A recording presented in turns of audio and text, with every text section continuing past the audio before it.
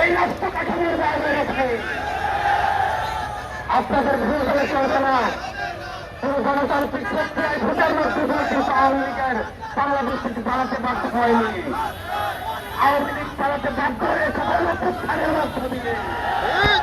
পৃথিবীর ইতিহাসে কোথাও কোনো নদীর নেই গণপ্রস্থানের মধ্য দিয়ে যারা পালাতে বাধ্য হয় তাদেরকে আমার নির্বাচনে ঘুরিয়ে নিয়ে আসা হয়। সুতরাং আওয়ামী লীগের প্রথম হয়েছে 5ই আগস্ট। 5ই আগস্ট চূড়ান্ত সিদ্ধান্ত হয়ে দিয়েছে আওয়ামী লীগের নাম, আওয়ামী লীগের মার্কা এবং আওয়ামী লীগের আদর্শ এই বাংলাদেশের রাজনীতি করার অধিকার হারিয়েছে।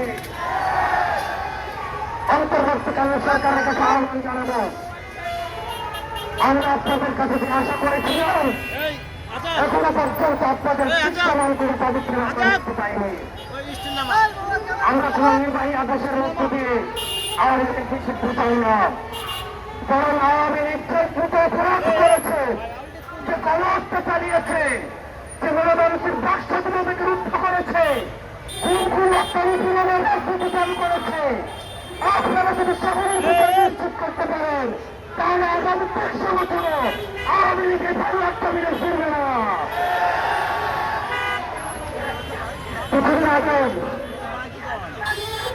কিছুদিন আগে আপনারা দেখেছেন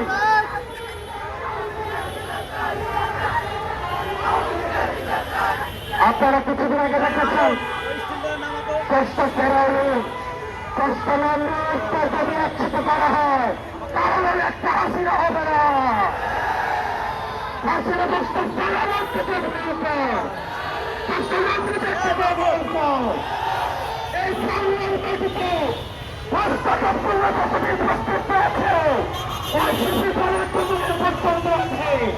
তিনি আগামী মুহূর্তে এই স্বাধীনতা বিরোধী নির্বাচিত হতে পারবে না। আমি অন্তর্বর্তীকালীন সরকারকে বলতে চাই, আপনারা দ্রুততম সময়ের মধ্যে আপনারা আওয়ামী লীগের বিরুদ্ধে নির্বাচন করতে হবে। আওয়ামী লীগকে বিচার প্রক্রিয়ার মধ্য দিয়ে আওয়ামী লীগ বিষয়ে আপনাদেরকে সিদ্ধান্ত নিতে হবে। আওয়ামী লীগের বিচার প্রক্রিয়ার মধ্য দিয়ে আওয়ামী লীগকে নিষিদ্ধ করতে হবে। আমরা আবার বলতে চাই, আওয়ামী লীগ হচ্ছে ট্রান্সপ্লান্টেড, আওয়ামী লীগ হচ্ছে ইমপ্লান্টেড শক্তি, ইমপ্লান্টেড শক্তি।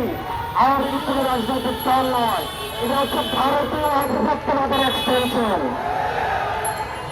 এটা আমাদের গতকাল আমাদের উপদেষ্টা মাহফুজ আলম বলেছেন, এদের নাটাই হচ্ছে ভারতে আর ঘুরিগুলো হচ্ছে বাংলাদেশে।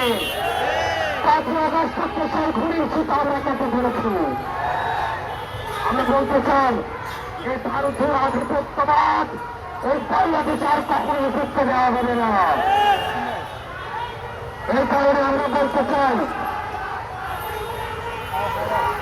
আমরা কোন ইনস্টিটিউশনের বিরুদ্ধে না, আমরা স্পষ্ট করতে চাই আমরা কোন ইনস্টিটিউশনের বিরুদ্ধে না, কারণ যে ইনস্টিটিউশনগুলোকে ধ্বংস করা হয়েছে আমরা সেগুলিকে আমরা পুনঃপ্রতিষ্ঠা করতে চাই। বাংলাদেশ সেনাবাহিনীর উপরে আমাদের কোন আস্থা, কোন সমর্থন এবং এই ইনস্টিটিউশনের উপরে আমাদের কোন শ্রদ্ধা রয়েছে। আমরা কোন ব্যক্তি, আমরা কোন ব্যক্তির উপরে আমাদের কোন ধরনের ক্ষতি নেই। আমি বলতে চাই, এই ইনস্টিটিউশনের উপরে আঘাত করে চেষ্টা স্থিতিশীল করবেন না। আপনারা যারা এই ইনস্টিটিউশনগুলো চালাচ্ছেন, আমরা আপনাদেরকে অনুরোধ করবো, আপনাদের উপরে লক্ষ্য রাখতে চাই, আপনাদের উপরে আমরা ভরসা রাখতে চাই। আপনারা আপনাদের যে কংগ্রেস রয়েছে, আপনাদের যে সহযোগিতার প্রশ্ন রয়েছে, সেটাকে আপনারা অপারেশন থাকুন।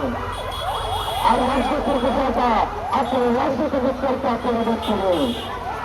আপনারা লড়াইয়ের বিষয়গুলো আপনারা দেখুন। কোন ইনস্টিটিউশনের এগেন্স্টে আপনারা জনগণকে পার করিয়ে দেবেন না। দেশবাসীর কিছু আহ্বান জানাবো, আর্মির এগেন্স্টে, সেনাবাহিনীর এগেন্স্টে জনগণকে পার করিয়ে দেওয়ার এক ধরনের ষড়যন্ত্র হচ্ছে। আমরা বলতে চাই, আমাদের অবস্থান সেনাবাহিনীর বিরুদ্ধে নয়, বরং সেনাবাহিনীর থেকেও আমাদের দেশে তাদেরকে অপব্যবহার করে কোন ষড়যন্ত্র যদি করতে চায় আমাদের অবস্থান সেটির বিরুদ্ধে। তাদের সেনাবাহিনীর যে অবদান রয়েছে, তাদের যে কন্ট্রিবিউশন রয়েছে এবং আমাদের সেনাবাহিনী ইনস্টিটিউশনের উপরে আমাদের সম্মান, শ্রদ্ধা এবং আস্থা রয়েছে। আমরা বিশ্বাস করতে চাই তারা আমাদের এই আস্থার প্রতিদান দিবে। সহযুদ্ধ আমরা বলতে চাই, এই যতদিন পর্যন্ত আপনারা জেগে রয়েছেন, যতদিন পর্যন্ত আপনারা দেশে রয়েছেন, এই প্রতিবাদ বিরোধী শক্তিকে আমাদের আমরা যারা প্রতিবাদ বিরোধী শক্তি রয়েছে, আমরা যদি ঐক্যবদ্ধ থাকি তাহলে আমাদের বাংলাদেশের পরিবেশিত হতে পারবে না। আমাদের এই সংকটের সময়ে আমাদের এই ইসলামীয়কে ধরে রাখতে হবে। অন্যান্য রাজনৈতিক দল যারা রয়েছেন, আমি আপনাদের আহ্বান জানাবো, আমাদের মধ্যে মতো পার্থক্য হতে পারে, এই মতো পার্থক্যের ঊর্ধ্বে উঠে আপনাদের উপরে আওয়ামী লীগের ভূমিকার কথা আপনারা ভুলে যাবেন না। আপনাদের উপরে যে পরিমাণ নির্যাতন গত 4 দশক চালিয়েছে, সেগুলো যদি ভোটার পরিমাণে সেই সুযোগ আপনারা ভুলে যাবেন না। আপনারা যদি এই সুযোগগুলো ভুলে দিয়ে আওয়ামী লীগের সাথে আদেশ করেন, তাহলে আপনারা যে আমাদের যারা মৌসুম রয়েছে তাদের সাথে আপনাদের বেরিয়ে নিতে হবে। আমরা বলতে চাই, 5ই আগস্টের পূর্বে আমরা যেখানে আপনাদের সঙ্গে দাঁড়িয়ে দাঁড়িয়েছিলাম, ঠিক একইভাবে আপনাদের সন্তানরা আমরা আপনাদের সঙ্গে আমরা একটু সামনে দাঁড়িয়ে থাকবো। আমরা একসাথে পরবর্তী বাংলাদেশ নির্মাণ করবো।